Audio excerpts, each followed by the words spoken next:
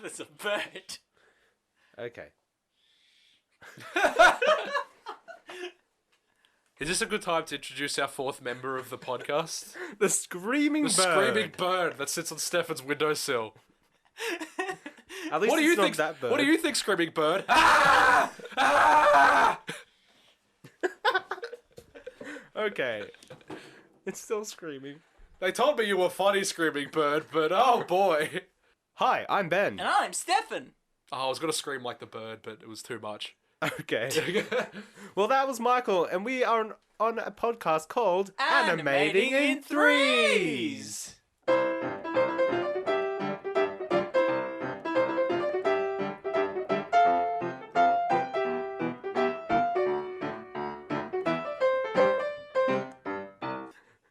We are an animation podcast where three people talk about an animated film or series from an animator's perspective. And this week, we're going to be talking about the recent Netflix film, Klaus.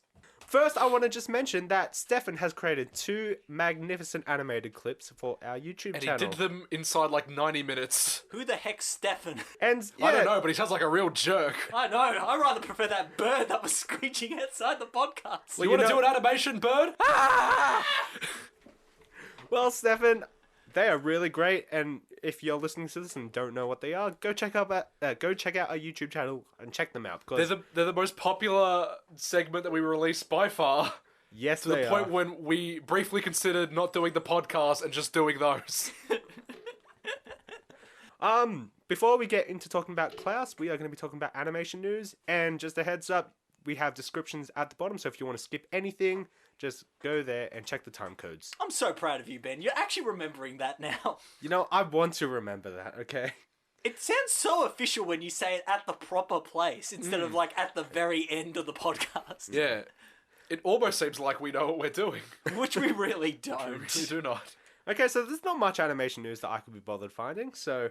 That's not really that there wasn't much news, it's just that you didn't look for it. Well, the first one you sent me, Stefan, which was the Infinity Train Part 2 trailer. Oh yeah, it looks great. Yeah, so you don't know what Infinity Train is, It's one with a Michael? really long train. Yes. Yeah, I remember this. Okay. I wasn't expecting them to release a trailer for it so soon, or even releasing a series of it. Like, Is this... It kind of makes sense, because it's only 10 episodes. Is this and like they're fairly short. Snowpiercer?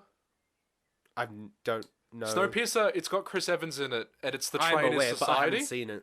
Like, the train is really No, long, it's not but a society society. is in the train. It's not a Is society. society in the train? There are societies in the train, but No, it's but not the a train is society. No, it isn't. The train is a metaphor for society. No, it's a metaphor for growth. They say, hey, what are you hauling in your train, conductor man? And he goes, society. Society is inside the train. Stefan, I was do you gonna want? ask this to you. What do you think of the Season 2 trailer? I really like how they picked up... Oh, okay, spoilers, just in case. But they picked up on a character who I thought was really interesting in the first season. And I wasn't expecting them to even use her. But it's also an interesting way of bringing in the Series 1 protagonist back into Season 2 without really having her. That's, to me, the most interesting aspect of this second season. Just from what we've seen from the trailer. Because it's... the way that they bring her back is just so interesting to see. And, like... And it makes sense to the world. And it makes sense Exactly. what the new threats are going to be. And just, I really want to explore this. Because the Infinity Train, it's infinitely long, obviously. So, it's like, there's so much to explore in this. And having this character is going to really boost to that for me. I also like... I like the new hero, so to speak, the new protagonist, but there wasn't... It's almost as if they were trying to sell it on the Tulip character as opposed to, well, whatever her name is now, but as opposed to him, because they almost Pillage? didn't show anything of him. Yeah. Whereas, like, they really leaned hard with Tulip, like, how she got onto the train in the first season's advertising. But yeah, it was interesting. I think it'll be really cool. Really glad they decided to pick this up a lot quicker than the last season. Yeah, the second piece of animation news is that even though it hasn't been confirmed, we have Olin Rogers, the creator of Final Space, has released the front page, as in the title page, of the next script for Final Space. Turns out the show is still called Final Space. Yep. And The final there's space. going to be a new one. The final space. But no, it's a really good show, and I really want it to come back soon. The last piece of animation news. Yep, There's 3 pieces of animation. and this isn't even really animation news. Unbeknownst to me and many people apparently, the Harley Quinn show premiered on the DC streaming service. There's a DC streaming service? Yep, that's where Titans and the Doom Patrol are. And now also this Harley Quinn show. And it's not bad. Yeah, so I haven't watched it, but I've just seen a few clips, and it looks pretty funny and pretty good. We all thought it would be terrible, but no, it's different, and we all like different. And also, the Joker sounds a lot like Mark Hamill, but isn't. It's Alan Tudyk, if you know who he is. Doing a Mark Hamill impression, though, or... Kind of, yeah. Why don't they get Mark Hamill just all the time for the Joker? I don't know. Because it puts stress on... Now he's older, it puts stress on his voice. Wouldn't it be easier to make a gruff voice when He's you're older? He's too busy being disappointed by all these Star Wars sequels. Okay, that makes sense. He's too angry. Okay, should we get on to the topic of Klaus, the 2019 Netflix film? Yes, Michael, this was your topic. The one that you didn't research until last night. It wasn't really my topic because I wanted to do Help I'm a Llama. Yeah, but you also wanted to do Klaus a few months ago. Yeah, but then I have to do this one because it's December now. So Help I'm a Llama. So completing my trilogy of movies from childhood that you thought were good, but are probably bad, but are sometimes good, like the next one, and they involve an animal or not an animal that turns into an animal or doesn't turn into an animal because they ate or didn't eat a cereal or serum or something, or an elixir, or a food, or a cereal. How does it get more meandering every single time? And yet it's still consistent. Anyway, with that And then they turn into something like an animal that doesn't talk, but now they talk. Or maybe they didn't talk before. Wait, no, that's the same thing. Or they talk and then they don't talk. My phone is in Italian, so I have to read the Wikipedia in Italian. I hope you don't mind. Why is it in Italian? I'm trying to learn a little bit. Is it working? No. So now it's I just think it's making me forget English word. Okay, it's a 2019 technically English language film, but produced in Spain. So it's an animated Christmas comedy film written and directed by Sergio Pablos. This is his directorial debut. He was a creator of Despicable Me. Really? Yes. I guess there is no way to find this out at all. No, he In is. this day and age of the internet, there's no way to find that out. No way. Nope. There's no information on the internet. It's all porno and cats. Okay, and it was produced by the newly founded Sergio Pablos Animation. And it generated over $1 billion in theatrical ancillary markets. Oh, that's Despicable Me. Oh. I was gonna say, if Klaus already did that, good on it. No, there's hardly any movies, animated movies cross $1 billion. Yeah. So Sergio Pablos, even though this was his directorial debut, he is like a Disney alumni. Oh, okay. Or a Disney alum. So he worked on a Goofy movie, Tarzan.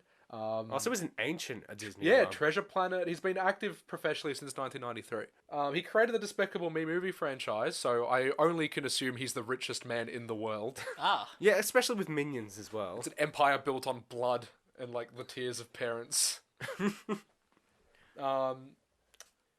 And Facebook memes. Yeah, and as you can kind of tell in the film itself, in Klaus, his early work included the character designs for several of the prominent characters in the Disney Renaissance productions. Such as?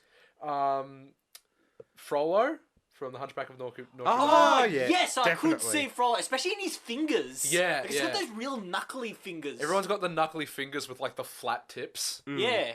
Good pickup. Hades in Yeah, Hercules. yeah, I could say Hades. Yep. I really like Hercules' design. Go on. Tantor the elephant Oh, yep. from Tarzan. Tarzan. Dr. Doppler from Treasure Planet. He was voiced by Martin Short. And he was a character design supervisor on Stuart Little 3, Call of the Wild, Was that the one with the bird? Yeah, no, that was the animated one. which won an Oscar for Best Picture What? in 2005. What? Of course it didn't. It's the animated direct-to-DVD Call of Stuart Little I was gonna sequel. say, I don't think it would have won an Oscar. Look at that, he's in a little canoe. Yeah, I know. And they just use the same pose from Stuart Little 1 just to remind you that it's a franchise. Wow, Michael J. Fox and Hugh Laurie came back for this. Good on them. It also stars Wayne Brady and Tara Strong. That has nothing to do with Klaus. It was released on October 11th, 2005 in Brazil, runs for 76 minutes. A majority of the cast from the previous installment returned to the film, with the notable exception of Nathan Lane. Sometime after the events of the previous film, Stewart and his family leave the comfort of... Michael, stop, no. Go back to Klaus notes. This is going to be not fun to edit for you, Mike. Oh, it never is. Seriously though, have you ever heard your voice back on tape? Ugh. I have several times now. We edit the podcast, You Michael. kind of get used to it, but you never stop being ashamed by it. Yeah. I feel. I cut most of my parts out. You just become numb to the shame. I reckon Which is the tagline of this podcast. Numb to the shame. So Sergio Pablos, so obviously a Disney alum, set up his own animation studio in Madrid after becoming kind of, not disenfranchised, but he seemed disappointed that Disney didn't continue the traditional hand-drawn animation route after maybe the late 90s. Oh, yeah. So because really the last, traditional 2D animation film Princess and the Frog. Yeah, it was Princess and the Frog. That was from 2008 or 9, I believe. Disney. Yeah, so we're about 11, at the time of recording, we're about 11 years removed from that film. 10, 11 years removed. So he wanted to see, basically, he wanted to extrapolate Disney's animation trajectory if they had stayed with traditional animation. So what would the medium look like if it continued to develop and had to kind of keep up with new digital and computer-generated technology? Answer, it's the most beautiful thing ever. Answer, it's gorgeous. So there's a lot of kind of simulated volumetric lighting. Do you know what volumetric lighting is? Yes, it's like light from a single source, usually the sun, that casts rays through objects. Okay, so I covered this a bit in the Next Gen episode, which you had to walk out in. So that's why you wouldn't exactly I don't remember which know. podcast I just run out halfway through. And The first one was Next Gen, which is where I talked about volumetric lighting. It's where basically you cover the entire area that you're going to be rendering in some sort of atmospheric fog. I'm just going to cut out what I said and just put you in there. So that way you can actually simulate all the not dust particles, but the atmosphere in the depth and all the dust particles in that. It's used a lot interchangeably with God rays. Yes. That's tend to be what it's used for, because God rays are usually cast by its light shining through objects, but then also scattered through fog. But it's not just the volumetric lighting isn't just for God rays; it's for the entire environment. Yeah, yeah. It's cool. So yeah, he wanted to maintain a relatively handcrafted feel while still being while still having digital elements kind of punctuate the design aesthetic throughout the entire thing. So the entire thing is traditionally animated, pretty much. All of the base work and all the character designs are all traditionally animated. And I know for a fact they had a lot of young animators working on it, because I remember seeing on my Twitter, and it's all filled with all these young animators, or, newer animators saying, I was so nervous having to do this shot for Klaus, I hope I did a good job, and it looks amazing. All of it looks amazing. Mm-hmm. There's a little bit of it when you can see when it's purely 3D. A lot of the mainly times in the backgrounds we found. Backgrounds or objects. No, for me it was just objects which were very obviously especially 3D. letters. Especially when they but have we'll get into that. We'll get into that. We'll get into it. So yeah, the whole thing is traditionally animated and using 3D rendering technology in order to accurately simulate how shadows would fall across character designs and objects and landscapes if they were actually, if they existed in 3 dimensions. Yeah. It's a So you very get a lot of, complicated process. Yeah, because you get a lot of there's we said, there's simulated volumetric lighting, but there's also subsurface scattering. Oh, so they actually did use that. Okay, I wasn't sure if they Yeah. just actually painted that in. No, yeah, there's a lot more simulated. I So think. the subsurface is the thing that gives everything that grainy texture. No, isn't no, it? it's say when you put your hand against a light, you can see the red. Yeah, it's Okay, light's yep. ability to penetrate an object. Because 3D simulated lighting is purely just illuminating something, so light hitting an object and bouncing off. But subsurface scattering is literally the penetration and scattering within a surface of an object. So for example, with a glass, you'll be able to see all the reflections that go in and out of the glass. Or with skin, you'll be able to see those red patches from when you put your hand against the light. The example that's always cited in video games is ear cartilage. Yes. Okay, yep. Yeah, whenever someone has You their see back the to a red. light source, you can see the cartilage through their ear. Also, very noticeable in noses as well. Yeah. All right, so we'll talk a little bit more about kind of animation technique as we go. But the first teaser of the film was actually released around 2015 in order to secure financial backing, which I think I mentioned this a while ago, in one of the first podcasts that we did. Yeah, I saw this teaser online about this new kind of experimental form of traditional animation. It looked absolutely it was just breathtaking, and I couldn't even imagine Actually- entire feature, let alone one that is like, it was like over 90 minutes long. Yep. Oh, sorry. Yeah, this movie was. Yeah. Yeah. Like I couldn't even imagine doing this for like you'd expect like Disney to pioneer like this technology for maybe like a 15-minute short, like that Paperman thing. Yeah. I actually went back to look at that short, Yeah, and because it's really, really good. but that was a different technique when it was 3D animation that was drawn over traditionally. It was rotoscoped. I'm pretty sure. Okay. Is that it? yes. Yeah. They computer animated the entire thing and then it was rotoscoped. But Okay. no. Whereas this was traditional. Yeah. A lot of You could tell because there was a lot more exaggeration used in all the Yes. movements, a Yeah. lot more cartoony bounciness. and like you just watch it, you just get this feeling of warmth. Like this is how things used to feel. Oh, it's like we drank some eggnog. It's like we drank some highly alcoholic eggnog, and now I don't remember sitting where next I live. to a fire, and then when we burp, the fire on our breath catches fire. Yeah, just like Shrek. What? Remember how Shrek? Remember Shrek farts, and then remember Shrek the holes. Michael, I have not seen Shrek the Halls, and I will not see Shrek the Halls. We should do Shrek the holes. We're not doing Shrek the Halls! I used to watch that when I was younger. I liked it. Do you remember when back he then. farts? Is that every Shrek movie? I don't know. Yes, it is. What's the plot? Oh Are you yeah. up to By the that? way, we all loved the film. Oh yeah, the film is amazing. So it had a budget of only $40 million. Disney just greenlight more stuff like this. Yeah, exactly. I know This you isn't weren't even responsible Disney, for this, though. but just more. Yeah, it's Netflix's first traditionally animated feature. All right, so it was directed by Sergio Pablos. Would you like to see a picture of him? Yes, please. I want to Wikipedia see doesn't if he have looks one. like- Anyway, Why did you ask then? I thought it would have one. You want to see a picture of J.K. Simmons? Yes, please. Well, we know what he looks like. I'll There just we watch go. Spider-Man: Far From Home. Here's our new segment. Michael passes around his phone, and you probably have a frame of reference for what we're looking at because it's J.K. Simmons. Yes, just watch Spider-Man: Far From Home or the original 3 Spider-Man films, and you'll know what he looks like. When I was a kid, I was shocked J.K. Simmons was bald. I just thought that flat top wig was the most convincing thing.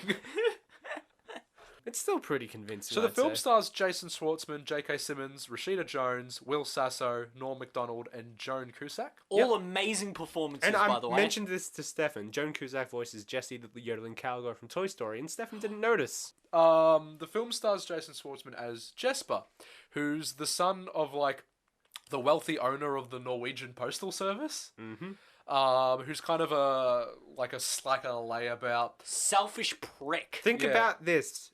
Billy Madison. Oh my god, the movie is Billy Madison! Yeah.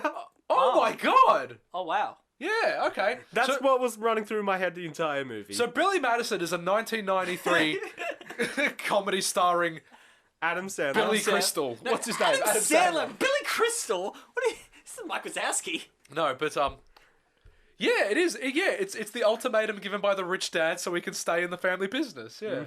Yeah, so his dad threatens him saying if you're just going to be a slacker layabout, you're not going to contribute to the family business.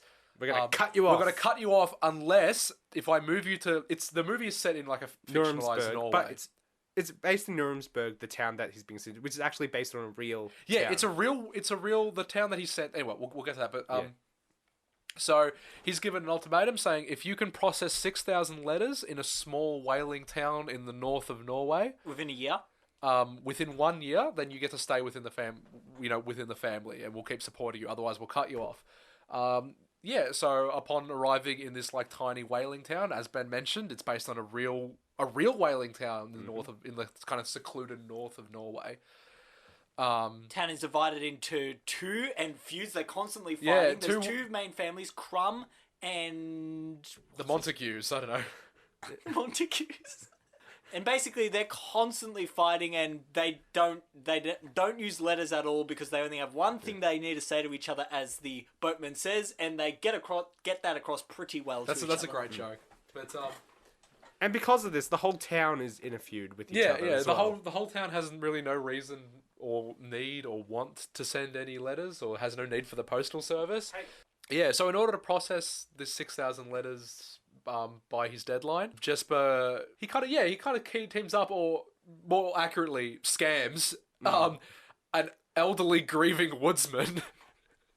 You're making this sound a lot less magical than it was. But it's true, though. It's true to his character. No, but that's kind of for the majority of the film. That's kind of the joke. yeah. He's scamming everyone so he can get these 6,000 letters. The entire thing until like the very end is a very grounded scam. Yeah, he basically he finds a woodsman that has kind of a penchant for woodwork and making children's toys, and he comes up with basically a plot where children send letters to this man named Klaus in exchange for gifts, and they basically kind of create the Christmas very, myth. very clinically, artificially, and mean-spiritedly construct the myth of Santa Claus. Mm-hmm. And I loved that. I thought this Same. was fantastic. Yeah, so that's kind of basically the overview of the film. What did you guys think of Klaus, So, the Santa Claus? this movie made me feel two things very strongly. The first, I am super angry that this did not get a cinema release. Because I think you're if it got a right. cinema release, it would have done super well. Like, Why didn't it's it? very beautiful. Because no one wanted to distribute it. Also, That's why it crap. went on Netflix. I think 2D animated films are seen as kind of, it's like, Lesser. yeah, no, they're kind of box office tainted at the moment. But I think Disney this would doesn't have have done faith in them. This would have done so, especially after the success Do of you think Into the it would have Spider-Verse. done well, though? Do you think people still go see 2D animation? I think after the Because success, 2D animation still has that kind of cultural supposition that it's for younger children. the second feeling that I feel very strongly about is that it is my favorite origin story. Move over Marvel and DC. This is the best origin story ever constructed. It is. I was going to talk a little bit about. I guess I'll just do it really quickly now. But it felt like not like a comic book origin, No. but like when comic books do reinterpretations of classic origins. Exactly, and this was a really great interpretation of how to create the myth of Santa. Yeah. in a very realistic way. Exactly. Neil Gaiman in 2002, I think it was, wrote a miniseries called Marvel 1602. You've mentioned that a bit. Yeah, I mentioned it a couple of times. And it's basically a reinterpretation of the Marvel mythos and a lot of their the origin stories of a lot of their characters within medieval England. Well, not medieval, it's a little bit later than that. And it just reminded me so much of this, like, all those classic elements of the myth were there, but they were given, like, A twist. yeah, like, there's little cute, like, cultural or historical twists to all Like, their origins. my favorite part to the twist was the fact that everyone expects this big jolly man to fit down a slim chimney, but instead they get the slim postman to do it all, Yeah. which I think is great. It was clever. I found it funny when the I don't know what they were. The Icelanders were the elves. Yes, I thought that was really They clever didn't need too. to say it. You could see by their outfits. It's like, oh, they're elves. Exactly, Yeah. just the way that they did that all was Well, really good. Well, not like, I guess, like, not literally, but it's one of those things when if you view this as the historical fact, you can see how kind of the myth was passed down. Yeah, through especially families. through the kids and, who and how it kept gets kind talking. of like warped over time. What do you think, Stefan? Oh, me? I was marveling at the 2D animation. I miss seeing 2D expression. 2D expressions, no matter how good 3D gets, has this charm to it, and Yes. it is so has, incredible. Like, such a great amount of exaggeration in Yeah. this. Like which when is just there's the part where the postman pushes the door away where this girl is standing in the way. and her face just squishes like a dumpling. Like, it looks so adorable. It's like, oh, you can't get that with 3D and 2D. It blends so beautifully. Well, And is the that great? characters' eyes pop. Is and that this great? is sorry, Oh, no, go but ahead. like this is like the first time I've seen such great cinematic 2D in such a long It time. is. Like, because the last Disney movie we got was Princess and the Frog, which is 10, 11 years ago. So, And this looks nicer been than... such- I enjoy this more than traditional exactly, Disney because animation. of the way they've incorporated the new techniques, Yeah. such as volumetric lighting and such. Yeah, yeah. Like, again, like, 2D animation is difficult and is beautiful, but this is just like another level of just... It's just awe-inspiring, and it's just warm and magical, even though a lot of it is like... The town is designed at the start, at least initially, to look decrepit and unfriendly. In fact, that's one of Stefan's favorite jokes. When the boatsman yeah. says, The boatman goes across the town and it's all dark and gloomy. He's like, you should see it in the Oh, the spring. grey really Those pop. greys Really really pop. No, in terms of story, I was on board with this story from the get. It was such a lovely story. it's because we all love Billy Madison. Yeah, we Exactly, all it's love just the reason Billy why. Madison. No, but I think Billy Madison was better animated. It looked way more realistic. All that subsurface scattering and that volumetric lighting. Yep, definitely. You really believed a man could punch a penguin. I thought it was a very interesting Christmas tale. Like, a lot of Christmas ones are very schmaltzy, and in terms of story, this was This no, definitely it was harshness. No, it was mean. I still think it was very schmaltzy. It though. did have it was really sweet No, it was moments. schmaltzy. It did have a very sweet ending. But like, it was intermixed with all this other stuff. yeah, a lot of like, I love it. Just like, yeah, kids need this. They need a bit of that anger, like a little bit of that real world kind of animosity. And Especially like like when he walks past the children, Jesper, when he walks past the children initially, and they're just like walk past a snowman with carrots dug into it. No, the best one is when he just walks past and there's just like a couple like moving a body in the background, like And this like that- rolled up in a rug. Like it's and great. like in that massive fight, he sees one of those little children again with a carrot just walking around, hoping to stab someone. Yeah. I just thought. I don't know. The world they constructed is really well thought out. Yeah, and it yeah. definitely feels lived in. Yes. Like, you can feel that this is an entire town that has this mentality. It's a kind of community just built on just hate.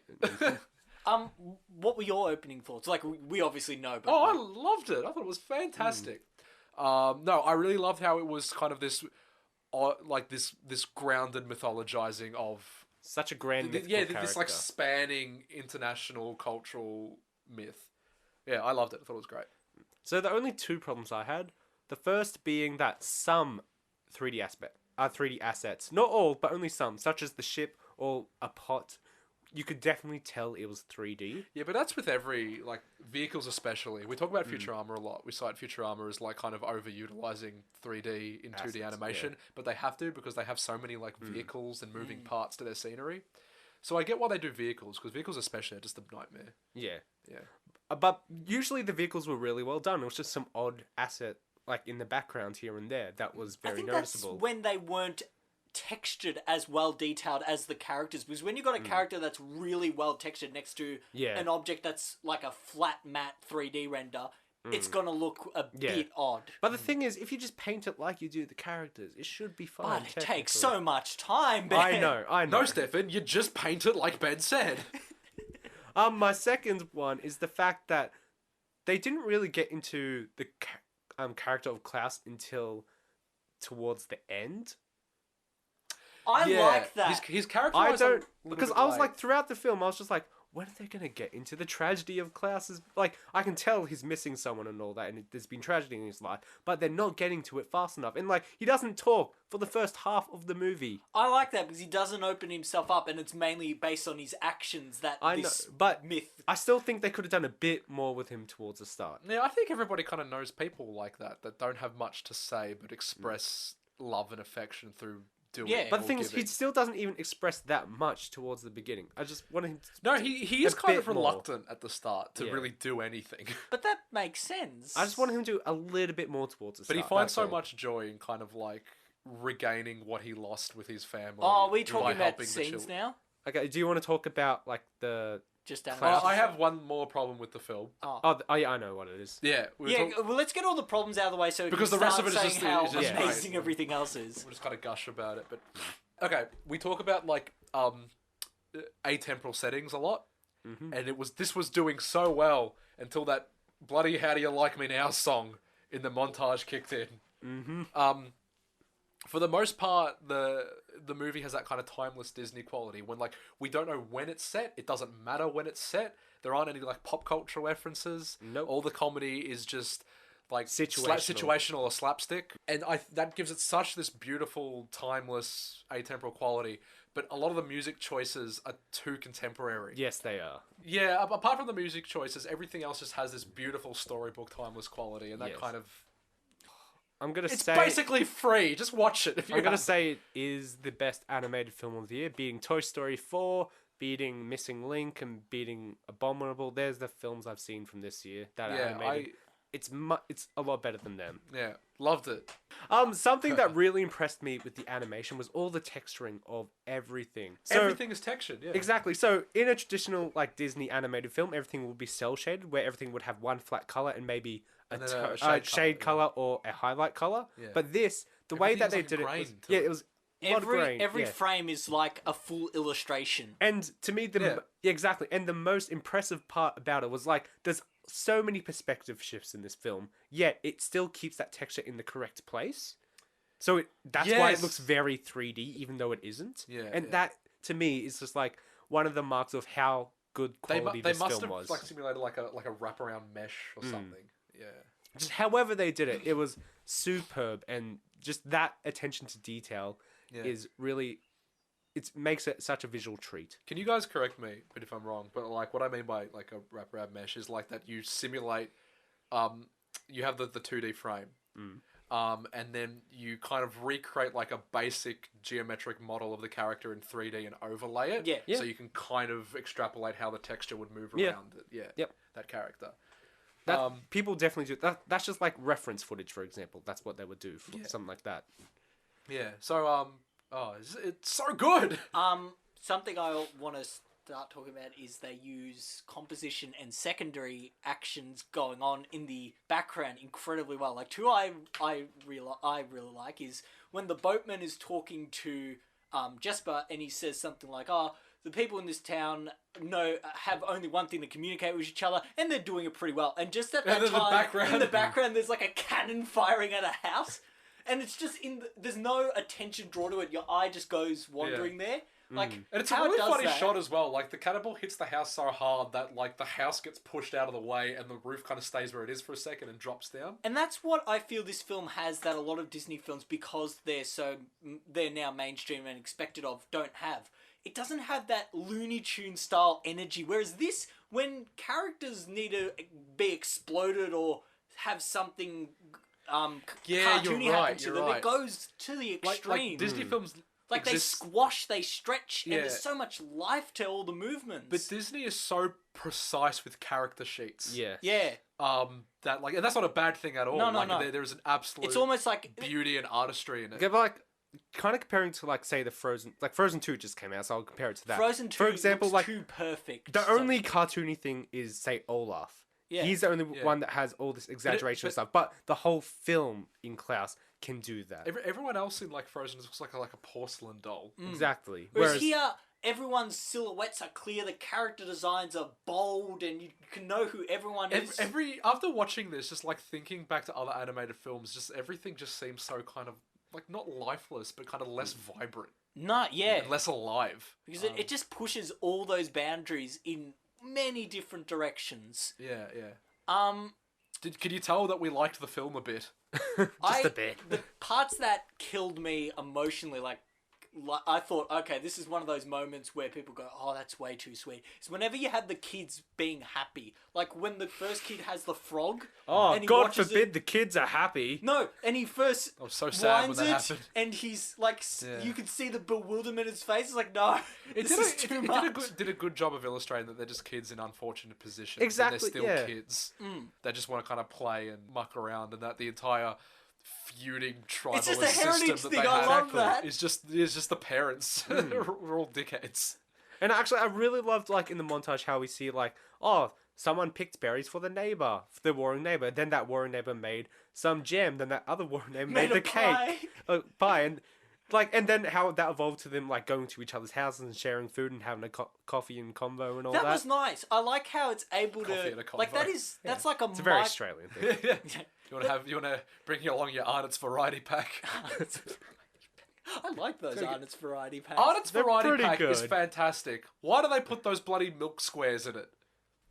You only go there for the Chocky Dippy Bicky Ripples, the teddy bears, which chocolate-covered teddy bears are not as good as regular teddy bears, but chocolate-covered Scotch fingers are better than regular Scotch fingers. I like normal Scotch fingers. I love normal Scotch fingers. Are you kidding me? Scotch fingers are great. Scotch fingers are great. No, I understand that. But, oh my God, have you tried chocky I know, but fingers? No, I haven't. I have, but sometimes you just want a regular Scotch finger. They're so good. I don't know what they put in it. Chocolate It's probably the same stuff they put in meat pies. It isn't meat. That makes them so good.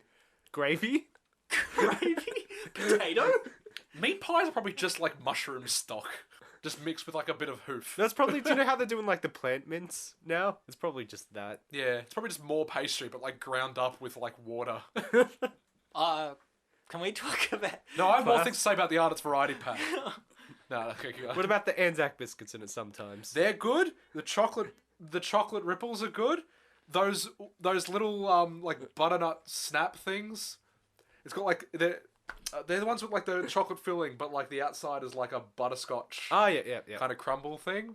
They're good. Monte Carlos. Monte Carlos are good. Yeah, I think that is. Oh, but sometimes it's They're called chocolate like in the snaps or inside. something. Those bloody milk. I don't know what you're talking about. Milk The little boxes. square ones. Yeah, The I know, thin they're not square. the best. They suck. The The little square arrowroot ones with ones. like the perforated edges. They suck. Okay, next time we need to get an Arnott's variety pack. I want so to we write a can- letter to artists. Like, just I replace. agree. I agree with you. With Just that. get rid of those shit square. Everything in there that's square is shit except the Scotch fingers. Agreed. Can you ever break a Scotch finger properly? Every time I try and break it, it's just 4 pieces. I usually break it the other way. You're a heretic. You're 'Cause fired from the podcast. That's yours. That way I can just bite into a half one like that easily. Yeah, it would be more satisfying, but also bad. Okay, Yeah, let's talk about. that is the worst way to eat a Scotch finger, right? Which is the proper way. I eat it the proper way. I think they're nice. That's the worst way, though. No, it's like eating a Kit Kat. But Kit Kats are better than Scotch fingers, I feel. Oh, debatable. Have you had those new Kit Kats? What were we talking about? Was it Klaus? Let's get back to Klaus. One of my favorite shots. I showed Ben before. One of my favorite shots in the film is when after their argument, Whose argument? Klaus and Jasper. Jasper tries to make a toy for the little Icelandic girl, Yeah. and Yeah. Klaus enters the room, sees he's been doing it, silently picks up the planer and starts playing the piece of wood, and then silently Jasper awakens and Klaus just kind of points to him to not talk and just do the work. And that was such a warm scene. I love how the lamp lit everything. I loved how you had the big his form as he's planing it looks so warm. It just looks so he looks so huggable.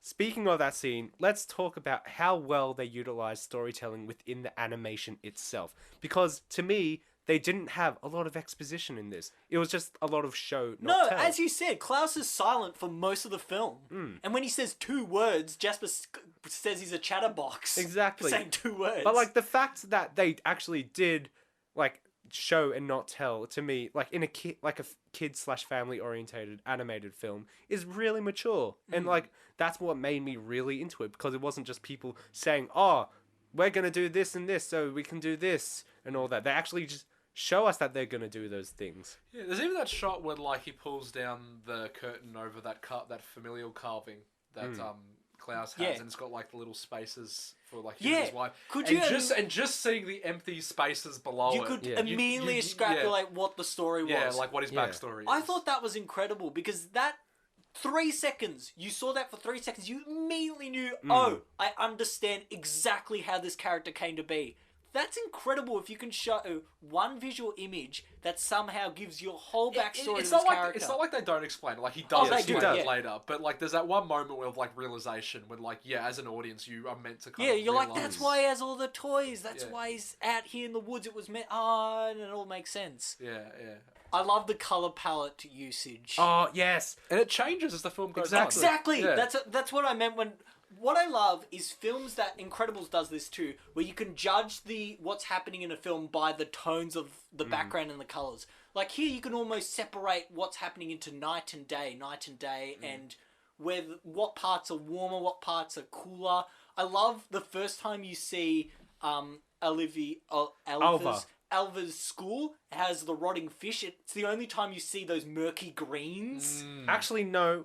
In the beginning of that morning when he's checking everyone's mail, you see it. all the buildings were like casting this really nice green light, and I thought that was really cool because it just cast like the town in that greasy, slimy type of town. I think it's peaked for me when she goes closer to the camera, closer to Jasper, and you see her shadow through her hair.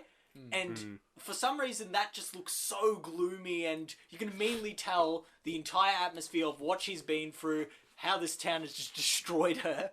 And I thought that was really great.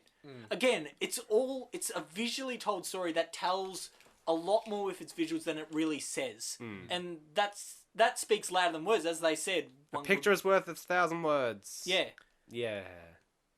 Again, though, performance-wise, in terms of voice acting, I love J.K. Simmons' performance. I've never heard him do a solemn... I'm used to Cave Johnson kind of bombasticness, not this sort of, like, solemnness. Especially when he starts talking about his wife and it's like he's trying to say it matter-of-factly so he doesn't burst out into tears. Yeah, but you can still sense that emotion behind it. Also, I love the little girl. Oh, The yeah. little Icelandic Margu. girl was just... It was Margu, right? She Pingu? writes Margu. No, not Pingu. Aren't you cute? Nerd.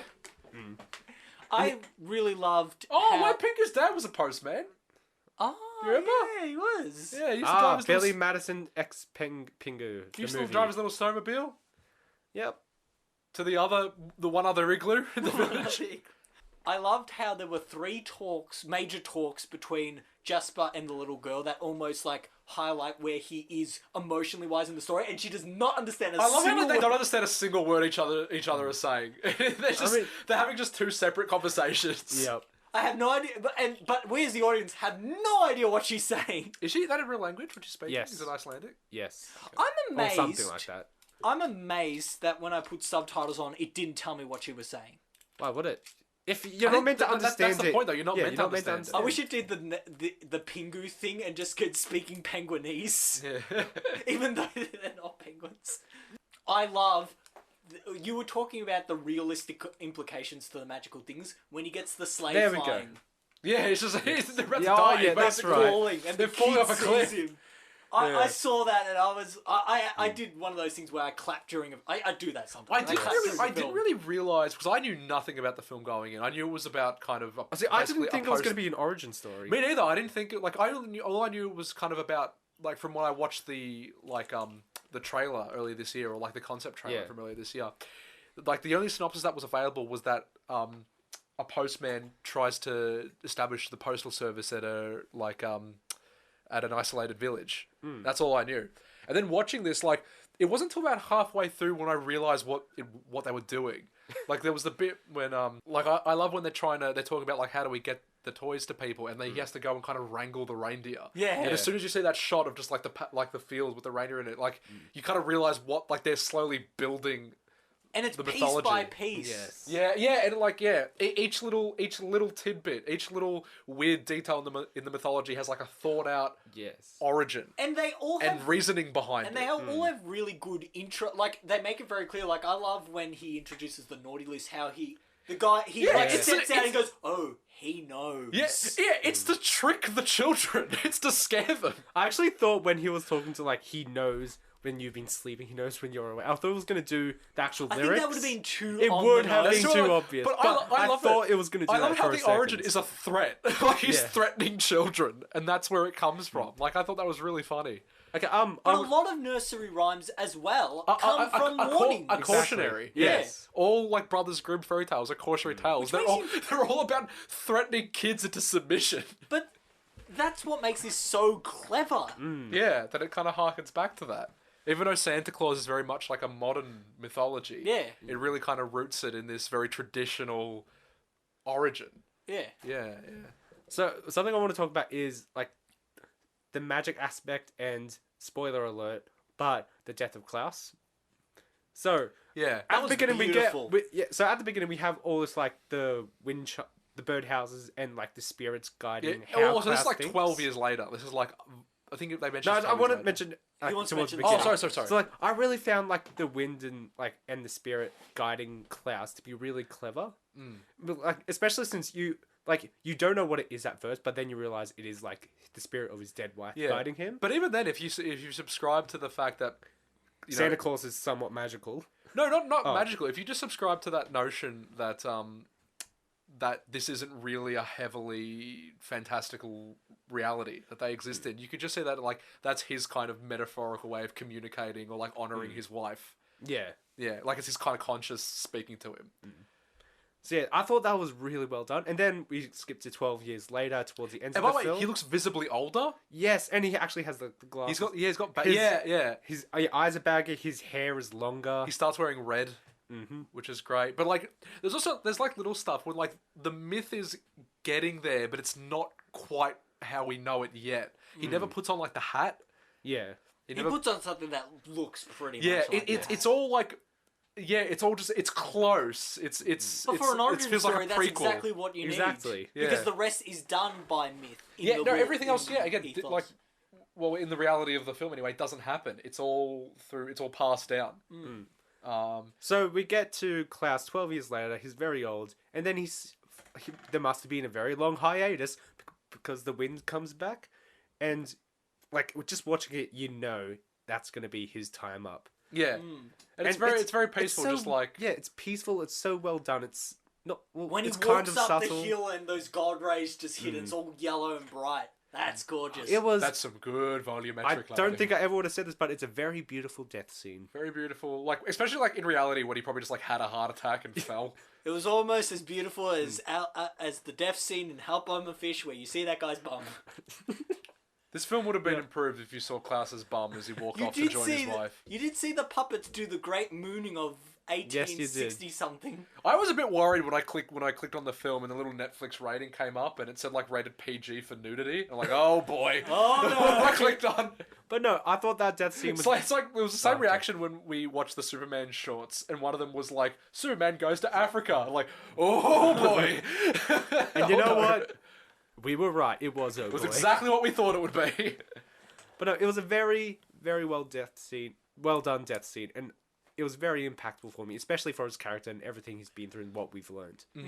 Beautiful film. And also, as well, we also learned that, like, do you know how we were talking about how there was the figure of him and his wife in the empty holes, and how they fill it with all of the foreign people? I thought that was really cool too. Yeah, nice. Although I kind of wish his family. Exactly. Then. I do kind of wish we did get a bit more time with them to understand how close Oh, totally. they felt. But you could say that about all the characters. Like, I would have loved to see how Alva. I can never pronounce her name. I know. Her character developed because she had a great arc. Her arc was great. From like this, I don't want to be here. I used to be a teacher. I'm too She has good a mirroring for this. arc. She just wants to leave. Yeah. And then realizes that no, she has work to do. She can make something. Also, of I'm it. a sucker for the first when she's got the dead eyes, and then when the kid says she wants to learn how to Yeah. write more things, her eyes just go back to. Yeah. It's a very picture. subtle thing, but it is very well done. Oh, it's so nice. Also, her cutting the fish was really like I love gruesome, the fish! like graphic. Also, when she Like opens, she cuts it in half, and it actually kind of splits realistically. yeah. Also, how they had the liquid like kind of Ugh. string for a bit before separating. Also, when she opens the fish where she keeps her savings, I love that because it feels like the fish is like made out of tent fabric. Yeah. Yeah. I thought that was an interesting animation thing where it's just like, bring. I wish on one of the hooks it was the fish from Help I'm a Fish that turned into a half man, half fish. And you got to see his bum. Yeah. Maybe Stefan can animate that. Only if I get Danish pop music sung by Michael to be in the background. I don't know how to. I was going to just yell like Danish into the microphone, but I don't know how to speak Danish. Danishes are really nice, especially the jam-filled ones. There you go. Except they're not That's the it. artist. That's the language Danish. The Danish language is just yelling about Danishes. That's how they communicate. Sorry, anyone who lives in Danish land. Daneland. Daneland. I forgot what the country was now. Denmark. That's it, thank you. He just said it's Daneland. Daneland. Okay, is that what we want to talk about with... Well, that it? we'll Final probably talk thoughts? about more, but we've got to wrap this up. Final thoughts? It's the most gorgeous thing on Netflix at the moment. Watch it, give it as much really support is. as you can. Go watch it. It is amazing. well worth your watch. It is incredible. We cannot say enough about it. I mean, you shouldn't have listened this far if you hadn't watched it anyway because of all the spoilers. Yeah, that's a point. But, But I mean, animation is perfect. I don't bother saying spoilers for this podcast anymore because, No one watches it. Also, Yes, that. every episode we spoil, so I'm just like, well, whatever. We should put that in the description. We Yeah. spoil everything. We spoil everything. No, what was our what was our tagline? Numb to the shame. But yeah, it's... I'm gonna put that for like one frame on the video. No, the entire thing, because we're numb to the shame. Just keep it there. Proud of it. Yeah, so it's a really great film. We all suggest you go watch it. Even if you don't have Netflix, Just Get do it this- illegally. or I was going And to then say send Sergio Pablos money. like whatever, however much the film. Just send him a $15 million check. Yeah. Every time you watch the film. I was going to say get the 7-day free trial just to I'm watch actually it. asking, Or you could do that. since it's a Netflix thing, will they ever actually do it a DVD release? Because Because I definitely Probably- would buy this film. I know, I definitely would too. That's one of the reasons I hope they again, do why... a Blu-ray. I think this is one of those rare animation films where you need to watch it in full Yeah, HD. you need a Blu-ray. Because a lot of like A lot of traditional animation, just you do not need to watch it in HD. I think The Simpsons is The Simpsons, I think, is much worse in like Blu-ray quality. Yeah. Because you can see all the imperfections. Like, well, we were watching a bit of it on. I was watching a bit of it on Disney Plus, and like, it's still. I love it. It's perfect. It's still the best animated show of the 1990s. But it was not meant to be watched in that quality. No. It's just every single error in animation is on full display, and it's awful. But Klaus is the exact opposite. Go watch it in the best quality you can, because there's probably no flaws in it. No, at all. Apart from the 3D. Which is a very sizable portion of the film. Totally. No, Okay. good job, Sergio. Good job. Make another one. Yeah, call it... Klaus 2. No, I was going to call it Bunny Man. Bunny Man. Oh, do it like an Origin of the Easter Bunny. Exactly. But he's like... And have Russell Brand in it again. He works for the... Yeah, it's Russell Brand. He works at the Playboy Mansion. And he has to like... There's like a heist that he has to steal like Fabergé eggs. But then he has to distribute them around the mansion. And the kids... to hide him from the FBI. But there's kids in the Playboy Mansion that want to find the eggs. Oh yeah, the children that work in the Playboy Mansion. Because they're servants. Yeah. It's got really bad. Okay. Cut all that stupid shit out.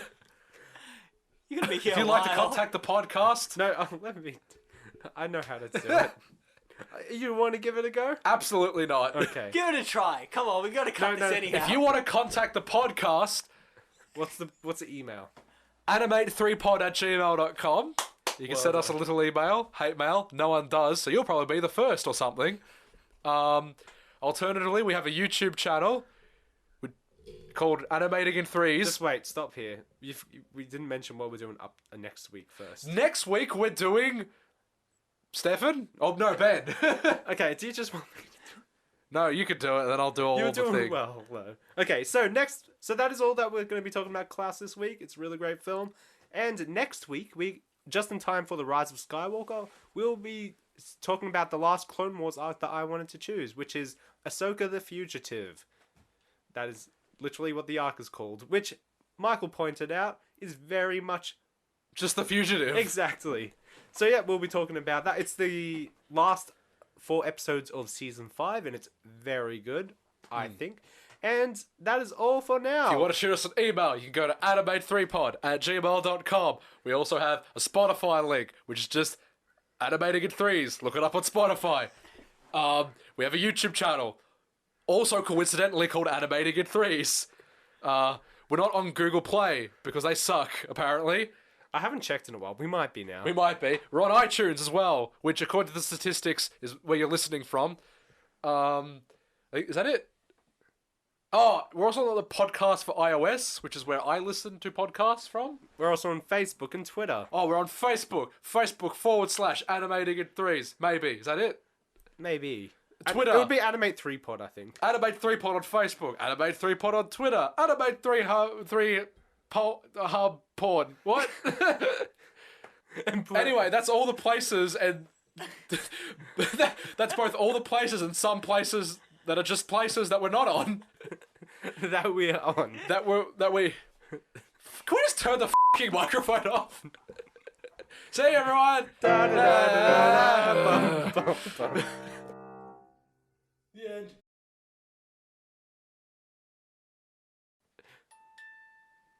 A music box? That's horrifying. What the hell? Why is my room now a horror film? Oh no! I bumped a desk and then your music box just went off.